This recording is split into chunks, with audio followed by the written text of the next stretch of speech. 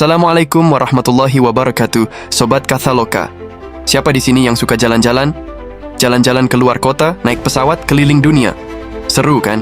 Seru banget, apalagi kalau jalan-jalannya gratis, ya nggak? Hehe. Wah iya dong, siapa sih yang nggak mau jalan-jalan gratis? Nah, Sobat Kathaloka, pernah kebayang nggak sih melakukan perjalanan menembus langit dalam satu malam? Hah? Menembus langit dalam satu malam? Gimana tuh maksudnya? Di video kali ini kita akan membahas kisah luar biasa perjalanan dahsyat Nabi Muhammad SAW dalam satu malam dari bumi ke Sidratul Muntaha, langit ketujuh. Peristiwa agung yang kita kenal sebagai Isra Mi'raj. Wah, pasti banyak banget ya hikmah dan pelajaran yang bisa kita ambil. Makanya, Sobat Kathaloka, tonton video ini sampai habis ya.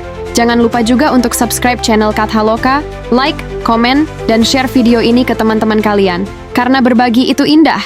Sobat Kathaloka, peristiwa Isra Mi'raj ini bukan hanya sekedar perjalanan biasa. Ada banyak ujian dan cobaan yang dialami Nabi Muhammad SAW sebelumnya. Iya, benar banget. Rasulullah SAW diuji dengan penolakan dan hinaan dari kaum Quraisy ketika menyampaikan tauhid, La ilaha illallah, tiada Tuhan selain Allah. Bayangkan, bahkan Abu Jahal yang dulu begitu menghormati Rasulullah berani meletakkan tanah kotor di kepala beliau hanya karena Rasulullah SAW menyampaikan kebenaran. Jahat banget sih Abu Jahal. Padahal kan, seharusnya dia bersyukur diberi kesempatan untuk mendengar langsung ajaran Islam dari Rasulullah SAW. Tapi kok bisa ya? Abu Jahal yang sebelumnya baik-baik saja jadi berubah drastis gitu. Nah, itu dia Sobat Kathaloka. Dulu saat Rasulullah SAW masih kecil, beliau diasuh oleh Abu Thalib, paman beliau yang sangat sayang kepadanya. Abu Thalib ini punya silsilah keluarga dengan Abu Jahal. Jadi, secara nggak langsung, Abu Jahal itu keponakannya Abu Thalib. Dan Abu Thalib adalah paman dari pihak ayah bagi Abu Jahal. Paham kan? Nah, karena rasa sayang dan hormat Abu Thalib kepada Rasulullah SAW, Abu Jahal pun segan dan enggan untuk menyakiti Rasulullah. Tapi setelah Abu Thalib meninggal dunia, dan Abu Jahal jadi berani berbuat semau-maunya. Ditambah lagi, istri Rasulullah, Khadijah binti Khuwailid juga wafat di tahun yang sama. Tahun 620 Masehi disebut sebagai Amul Huzni, tahun kesedihan bagi Rasulullah SAW. Sedih banget ya dengarnya. Rasulullah SAW kehilangan dua orang yang sangat beliau cintai dan selalu mendukung dakwahnya. Di tengah kesedihan mendalam itu, Allah Subhanahu wa Ta'ala menurunkan surah Yusuf untuk menghibur Rasulullah SAW. Seakan Allah ingin menunjukkan bahwa Nabi Yusuf alaihissalam juga pernah mengalami cobaan berat, tapi tetap tegar menghadapi kaumnya. Betul. Di ayat ke-87 surah Yusuf, Allah berfirman, Ya baniya idhabu fatahassasu min Yusuf wa akhih, wa la tayzasu min rawhillahi innahu la yai'asu min rawhillahi illa al-qawmul kafiruna. Dan janganlah kamu berputus asa dari rahmat Allah. Sesungguhnya tiada berputus asa dari rahmat Allah, melainkan kaum yang kafir. Masya Allah, selalu ada hikmah di balik setiap peristiwa ya. Nah, karena kondisi di Mekah sudah tidak kondusif, Nabi SAW pun berdakwah ke Taif. Tapi sayangnya, sambutan mereka juga tidak jauh berbeda. Malah, lebih parah. Sungguh biadab. Rasulullah SAW dilempari batu oleh orang-orang Taif hingga kaki beliau terluka. Bayangkan, Sobat Kathaloka, betapa sedihnya hati Rasulullah SAW saat itu. Dakwah beliau ditolak, bahkan dibalas dengan kekerasan. Tapi di saat itulah Allah menunjukkan kuasanya. Di saat manusia menolak dakwah, para jin justru berbondong-bondong masuk Islam. Kok bisa gitu ya? Penasaran banget nih. Jadi ceritanya, lanjut part 2 ya. Gua mau berak, bye. Tapi bohong, lanjut. Ketika Rasulullah SAW sedang salat di perbatasan Mekah, datanglah rombongan jin dari Yaman. Mereka mendengar lantunan ayat suci Al-Quran yang begitu indah dan menyentuh hati. Kayak gimana tuh suaranya? Merdu banget ya pasti. Wah, nggak kebayang deh gimana merdunya. Yang jelas, para jin itu terpukau mendengarnya. Mereka pun bertanya-tanya, suara apa yang sedang mereka dengar.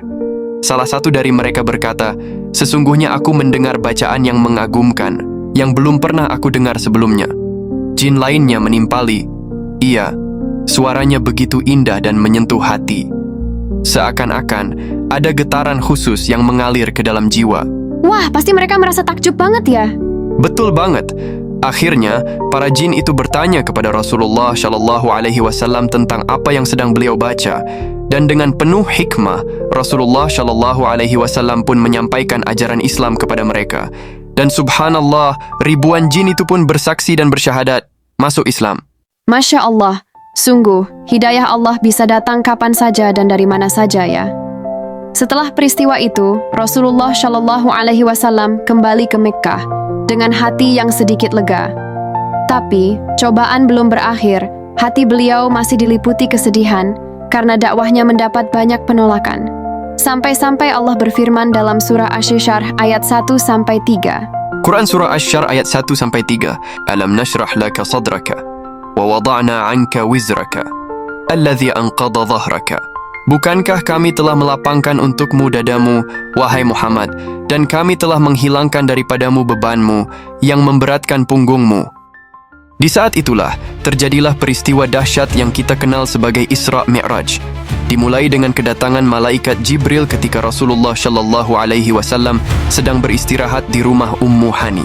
Wah, jadi penasaran nih, gimana tuh ceritanya? Nah, Sobat Kathaloka, Isra Mi'raj atau perjalanan Nabi Muhammad Shallallahu Alaihi Wasallam ke Sidratul Muntaha. Ulama banyak berdebat nih, kapan sih tepatnya peristiwa ini terjadi? Ada yang bilang bulan Rabiul Awal, Rajab, bahkan Ramadan. Tahunnya juga beragam. Ada yang bilang 1 tahun sebelum hijrah, 6 bulan sebelum hijrah, 3 tahun sebelum hijrah, bahkan ada yang bilang setahun sebelum hijrah. Ribet banget ya. Tapi yang paling populer itu di bulan Rajab. Yang pasti, hanya baginda Rasulullah Shallallahu Alaihi Wasallam yang mendapatkan kehormatan ini. Jadi Sobat Kathaloka, malam itu Rasulullah Shallallahu Alaihi Wasallam sedang beristirahat di rumah Ummu Hani. Tiba-tiba malaikat Jibril datang dan membangunkannya. Wah, pasti kaget banget ya Rasulullah Shallallahu Alaihi Wasallam. Kebayang dong, lagi enak-enaknya tidur, tiba-tiba didatangi malaikat Jibril. Gak cuma datang, malaikat Jibril juga membawa Rasulullah Shallallahu Alaihi Wasallam keluar. Dan tahu nggak, di luar sudah ada burak yang siap membawa Rasulullah Shallallahu Alaihi Wasallam melakukan perjalanan istimewa. Seru banget sih kayaknya. Tapi, kok tadi kamu bilang ada pembedahan dada? Itu gimana ceritanya? Iya, jadi sebelum naik burak, dada Rasulullah Shallallahu Alaihi Wasallam terlebih dahulu dibelah oleh malaikat Jibril. Jantung beliau diambil, lalu dicuci dengan air Zam-Zam. Hah? Dicuci? Emangnya dada Rasulullah Shallallahu Alaihi Wasallam kotor? Yang nggak tahu juga sih, mungkin aja kan ada debu-debu langit yang nempel. Sorry bercanda kok. Oke, lanjut. Nah, habis itu, jantung Rasulullah Shallallahu Alaihi Wasallam dimasukkan kembali dan diisi dengan iman dan hikmah oleh Allah Subhanahu Wa Taala. Subhanallah.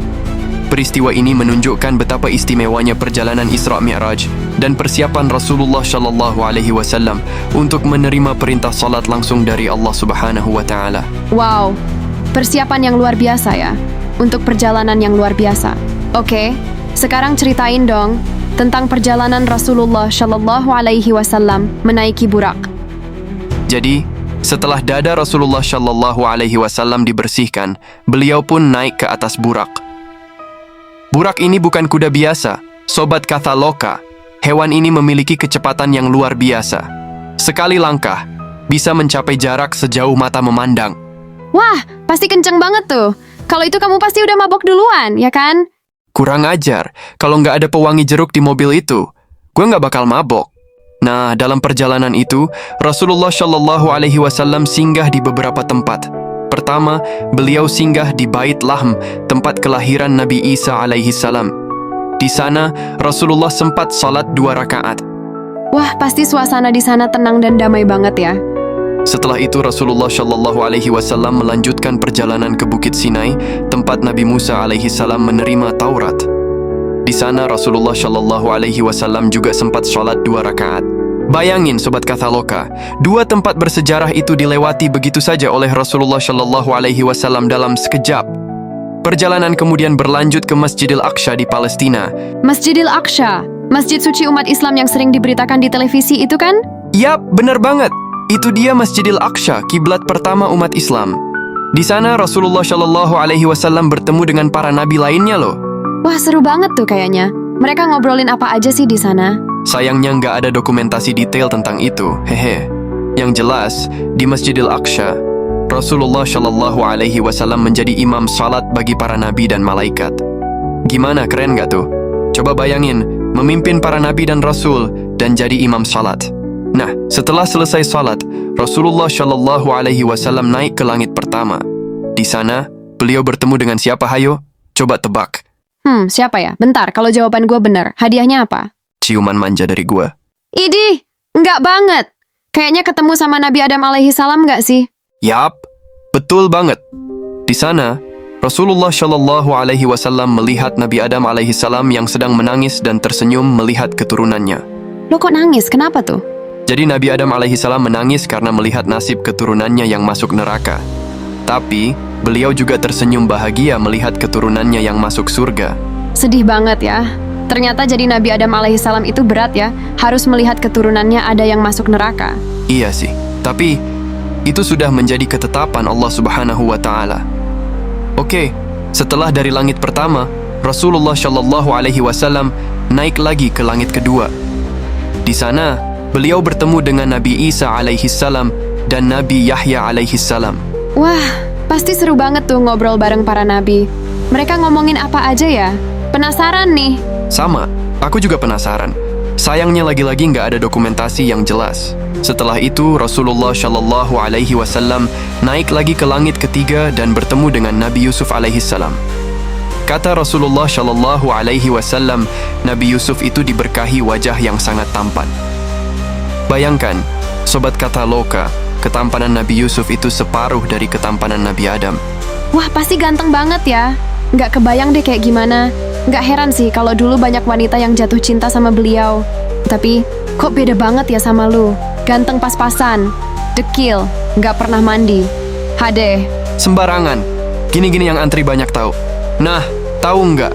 Sampai-sampai para wanita di zaman Nabi Yusuf itu sampai rela melukai tangannya sendiri ketika melihat wajah Nabi Yusuf saking terpesonanya.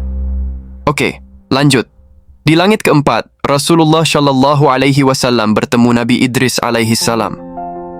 Di langit ini, Rasulullah sempat membacakan ayat tentang Nabi Idris loh. Quran Surah Maryam ayat 56-57. Wadhkur fi'al kitabi Idris. Innahu kana siddiqan nabiyyan wa rafa'nahu makanan 'aliyya. Dan ceritakanlah, hai Muhammad, dengan sebenarnya kisah Idris dalam Al-Quran. Sesungguhnya dia adalah seorang yang sangat membenarkan dan seorang nabi. Dan kami telah mengangkatnya ke martabat yang tinggi. Wah, keren. Terus. Lanjut ke langit kelima, Rasulullah Shallallahu Alaihi Wasallam bertemu Nabi Harun alaihi salam, saudara Nabi Musa alaihi salam. Naik lagi ke langit keenam, Rasulullah bertemu Nabi Musa alaihi salam. Di sini, Nabi Musa sempat menangis ketika melihat Rasulullah Shallallahu Alaihi Wasallam. Lo kok bisa nangis? Kenapa tuh?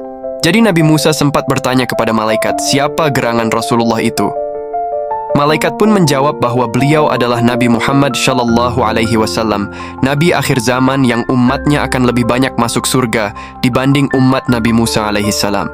Mendengar hal itu, Nabi Musa pun menangis terharu. Yah, Nabi Musa sedih banget ya. Iya, namanya juga Nabi, pasti ingin melihat umatnya masuk surga semua. Nah, setelah itu Rasulullah melanjutkan perjalanan ke langit ketujuh. Sobat kata loka, perjalanan Rasulullah Shallallahu Alaihi Wasallam di langit ketujuh semakin luar biasa. Beliau bertemu Nabi Ibrahim alaihi salam yang sedang bersandar di Baitul Makmur. Coba bayangin, Baitul Makmur itu dikunjungi 70.000 malaikat setiap harinya. Masya Allah, nggak kebayang deh ramainya kayak gimana. Pasti macet banget ya, kayak Jakarta. Mungkin aja, bayangkan Sobat Kathaloka, setiap hari ada 70.000 malaikat yang datang dan pergi dari Baitul Makmur, subhanallah.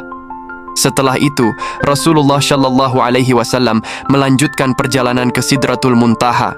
Kalian tahu nggak Sidratul Muntaha itu apa? Apa ya? Sepertinya pernah dengar, tapi lupa. Itu apa sih? Pohon apel yang buahnya nggak pernah habis nggak sih? Salah besar. Itu sih kayaknya di dongeng-dongeng gitu. Sidratul Muntaha itu adalah pohon bidara yang sangat besar dan indah yang menandai batas akhir dari langit ketujuh. Di atas Sidratul Muntaha hanya Allah Subhanahu wa Ta'ala yang mengetahui. Di tempat inilah Rasulullah Shallallahu Alaihi Wasallam bertemu langsung dengan Allah Subhanahu wa Ta'ala tanpa perantara. Subhanallah, bertemu langsung dengan Allah Subhanahu wa Ta'ala, pasti itu adalah pertemuan yang sangat luar biasa. Betul banget, hanya segelintir nabi yang mendapat kesempatan bertemu Allah tanpa perantara loh. Di momen yang sangat agung ini, Rasulullah Shallallahu Alaihi Wasallam menerima perintah salat 5 waktu untuk umat Islam. Awalnya, jumlah salat wajib itu 50 waktu loh. Hah? 50 waktu? Wah, banyak banget dong. Gimana caranya salat sebanyak itu dalam sehari? Nah, itu dia. Rasulullah Shallallahu Alaihi Wasallam kemudian meminta keringanan kepada Allah Subhanahu Wa Taala. Beliau bolak-balik dari Sidratul Muntaha ke langit ke-6 untuk bertemu Nabi Musa alaihi salam dan meminta saran. Terus gimana kata Nabi Musa alaihi salam? Nabi Musa alaihi salam menyampaikan bahwa salat 50 waktu itu terlalu berat dan menyarankan Rasulullah Shallallahu Alaihi Wasallam untuk meminta keringanan lagi kepada Allah Subhanahu Wa Taala. Jadi Rasulullah Shallallahu Alaihi Wasallam bolak-balik terus dong? Wah, baik banget ya Rasulullah Shallallahu Alaihi Wasallam sampai segitunya memperjuangkan umatnya. Sampai akhirnya, salat wajib itu menjadi 5 waktu dalam sehari semalam. Allah Ta'ala berfirman kepada Rasulnya Shallallahu Alaihi Wasallam, Ya Muhammad, innahunna 5 salawatin kulla yawmin wa layla, likulli salatin 10, fadhalika 50 salah. ومن هم بحسنة فلم يعملها كتبت له حسنة فإن عملها كتبت له 10 ومن هم بسيئة فلم يعملها لم تكتب شيئا فإن عملها كتبت سيئة واحدة. Hai Muhammad, sungguh salat yang 5 waktu sehari semalam itu, setiap salatnya dilipat gandakan 10, sehingga setara 50 kali salat. Siapa yang berkeinginan kuat melakukan kebaikan, tapi tak jadi melakukannya, dicatat untuknya 1 kebaikan.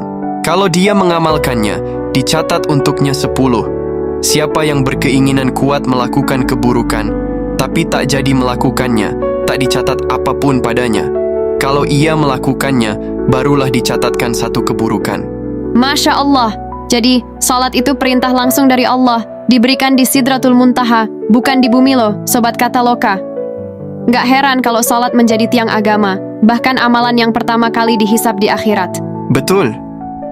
Selain salat, Rasulullah Shallallahu Alaihi Wasallam juga menerima wahyu 2 ayat terakhir surah Al-Baqarah. Amana ar-rasulu bima unzila ilaihi min rabbihi wal mu'minun. Kullun amana billahi wa malaikatihi wa kutubihi wa rusulih. La nufarriqu baina ahadin min rusulih. Wa qalu sami'na wa ata'na ghufranaka. Rabbana wa ilaikal masir. لا يكلف الله نفسا إلا وسعها لها ما كسبت وعليها ما اكتسبت ربنا لا تؤاخذنا إن نسينا أو أخطأنا ربنا ولا تحمل علينا إصرا كما حملته على الذين من قبلنا ربنا ولا تحملنا ما لا طاقة لنا به واعف عنا واغفر لنا وارحمنا أنت مولانا فانصرنا على القوم الكافرين. Rasul telah beriman kepada Al-Quran yang diturunkan kepadanya dari Tuhannya. Demikian pula orang-orang yang beriman. Semuanya beriman kepada Allah, malaikat-malaikatnya, kitab-kitabnya, dan rasul-rasulnya. Mereka mengatakan, kami tidak membeda-bedakan antara seseorang pun dengan yang lain dari rasul-rasulnya. Dan mereka mengatakan, kami dengar dan kami taat. Mereka berdoa, ampunilah kami ya Tuhan kami dan kepada Engkaulah tempat kembali. Allah tidak membebani seseorang melainkan sesuai dengan kesanggupannya. Ia mendapat pahala dari kebajikan yang diusahakannya dan ia mendapat siksa dari kejahatan yang dikerjakannya. Mereka berdoa, ya Tuhan kami, janganlah Engkau hukum kami jika kami lupa atau kami tersalah. Ya Tuhan kami, janganlah Engkau bebankan kepada kami beban yang berat, sebagaimana Engkau bebankan kepada orang-orang sebelum kami. Ya Tuhan kami, janganlah Engkau pikulkan kepada kami apa yang tak sanggup kami memikulnya. Beri maaflah kami, ampunilah kami, dan rahmatilah kami. Engkaulah penolong kami, maka tolonglah kami terhadap kaum yang kafir. Sobat Kataloka, ayat yang sering kita baca saat salat witir. Masih ingat kan? Tentu ingat dong. Wah, 2 surah terakhir Al-Baqarah ternyata diturunkan ketika Rasulullah Shallallahu Alaihi Wasallam Isra Mi'raj. Makin takjub deh sama kuasa Allah Subhanahu wa Ta'ala. Dan Rasulullah Shallallahu Alaihi Wasallam juga dijanjikan oleh Allah bahwa siapa saja dari umatnya yang meninggal dalam keadaan tidak menyekutukannya dengan sesuatu apapun, maka dia masuk surga. Subhanallah, Beruntung banget ya jadi umat Nabi Muhammad Shallallahu Alaihi Wasallam. Selain itu, dalam perjalanan pulang dari Sidratul Muntaha, Rasulullah Shallallahu Alaihi Wasallam juga diperlihatkan gambaran surga dan neraka. Kebayang nggak sih, Sobat Kata Loka, Rasulullah Shallallahu Alaihi Wasallam melihat langsung bagaimana indahnya surga dan betapa mengerikannya neraka. Pasti luar biasa banget ya. Kata Rasulullah Shallallahu Alaihi Wasallam, aku diperlihatkan surga. Di dalamnya terdapat istana-istana yang terbuat dari emas dan perak. Lantainya dari misk dan zafaran.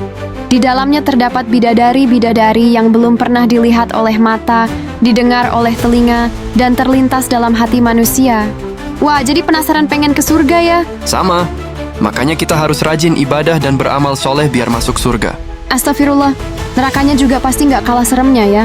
Betul banget, di neraka Rasulullah Shallallahu Alaihi Wasallam melihat langsung berbagai macam siksaan yang diberikan kepada para pendosa. Salah satunya adalah siksaan bagi pemakan riba dan orang yang suka riba. Aduh, serem banget ya dengernya. Nggak kebayang sih kalau kita sampai merasakan siksaan di neraka. Makanya, Sobat Kata Loka, mulai sekarang kita tinggalkan semua larangan Allah dan terus berusaha menjalankan perintahnya ya. Benar banget. Nah, setelah perjalanan panjang, Rasulullah Shallallahu Alaihi Wasallam kembali ke Mekah dan menceritakan peristiwa Isra Mi'raj kepada kaum Quraisy. Sayangnya, banyak yang menolak dan menghina Rasulullah. Mereka menganggap cerita Rasulullah hanya khayalan belaka. Iya, bahkan para sahabat yang baru masuk Islam ada yang murtad karena meragukan kebenaran Isra Mi'raj. Tapi, tidak dengan Abu Bakar As-Siddiq. Beliau justru semakin teguh imannya dan membenarkan cerita Rasulullah Shallallahu Alaihi Wasallam. Makanya, beliau mendapatkan gelar Asy-Siddiq yang artinya sangat membenarkan. Nah, Sobat Kata Loka, peristiwa Isra Mi'raj ini penuh hikmah dan pelajaran berharga loh buat kita. Benar banget. Pertama, kita belajar tentang keimanan dan keyakinan yang teguh kepada Allah Subhanahu wa Ta'ala dan Rasul-Nya, Nabi Muhammad Shallallahu Alaihi Wasallam. Bahwa peristiwa Isra Mi'raj itu benar-benar terjadi meskipun akal kita sulit menerimanya. Kedua, kita belajar tentang keutamaan sholat. Sholat itu perintah langsung dari Allah Subhanahu wa Ta'ala yang diterima Rasulullah Shallallahu Alaihi Wasallam di Sidratul Muntaha. Ketiga, kita jadi tahu bagaimana dahsyatnya siksa neraka dan nikmatnya surga. Betul banget. Semoga kita bisa mengambil hikmah dari peristiwa luar biasa ini dan semakin bertakwa kepada Allah Subhanahu wa Ta'ala. Ya, jangan lupa subscribe, like, komen, dan share video ini ya, Sobat Kata Loka. Sampai jumpa di video selanjutnya. Wassalamualaikum warahmatullahi wabarakatuh. bye-bye.